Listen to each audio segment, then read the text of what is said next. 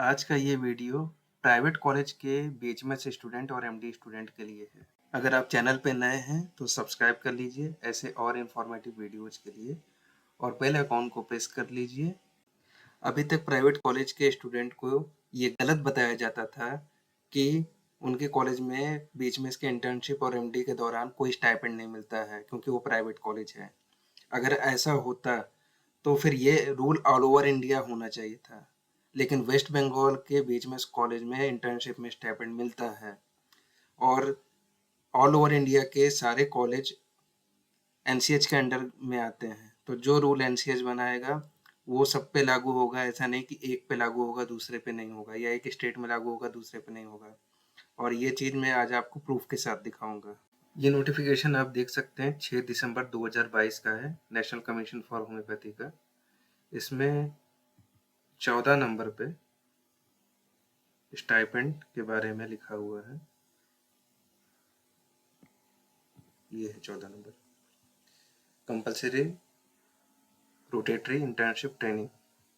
इसमें जो first number के बाद ये सेकंड नंबर, इसमें देखिए, during internship the interns belonging to institute of the central government, state government और union territory as the case में be and all the private homeopathic medical colleges and institutions shall be eligible to get the stipend at par with other medical systems under respective government, and there shall not be any discrepancy between medical systems।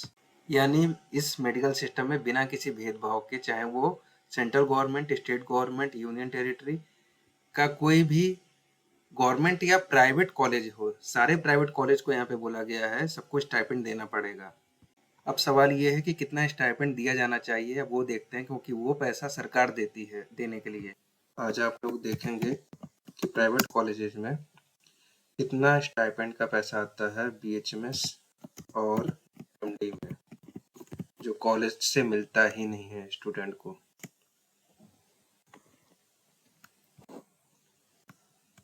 ठीक है, ये Ayush scholarship scheme stipend देख लीजिए। और ये सिर्फ homeopathy नहीं, आयुर्वेद में भी है सेम। ये देखिए, Ayush scholarship scheme, bachelor of Ayurvedic, BMS और ये बीएचएमएस। ठीक है, तो सबसे पहले मैं आपको दिखाता हूँ कि ग्रेजुएट लेवल पे कितना स्टाइपेंड है। देखिए, ये है अंडर ग्रेजुएट 8,000 पर मंथ, ठीक, बीएचएमएस और बीएमएस के लिए। एमडी के लिए first year 35,500 per month, second year 38,000 per month और थर्ड ईयर 38,000 पर मंथ। लेकिन जिस तरह से गवर्नमेंट में साल 2 साल 3 साल में स्टाइपेंड बढ़ता है, उसी तरह से प्राइवेट में बढ़ता है। और सिर्फ मेडिकल प्रोफेशन में ही नहीं स्टाइपेंड दिया जाता है, इंजीनियरिंग के प्रोफेशन और दूसरे प्रोफेशन में भी दिया जाता है। तो इंजीनियरिंग में जो प्राइवेट में स्टाइपेंड मिलता है, अभी रिसेंट उसका डेटा मेरे सामने आया है एक न्यूज के जरिए, वो मैं आपके साथ शेयर कर रहा हूँ। गवर्नमेंट प्रोवाइड करती है इन्फोसिस जैसी कंपनी को, जो एम्प्लॉयज को ट्रेनिंग देते हैं, इन ट्रेनिंग्स को जो ट्रेनिंग देते हैं, उसके एवज में गवर्नमेंट उन्हें 9,000 रुपए प्रति माह स्टाइपेंड दे रही है। लेकिन ये पैसा कभी स्टूडेंट तक पहुंचता ही नहीं है, कॉलेज ही इसे खा जाते हैं बीच में। इंडिया में लगभग 250 होम्योपैथिक प्राइवेट कॉलेज हैं, जिसमें से ज़्यादातर में 100 सीट्स हैं। तो हमें अगर राउंड ऑफ एक फिगर ले लें तो 22,000 के आसपास ये फिगर निकल के आता है कि प्राइवेट कॉलेज की ये सीट होगी।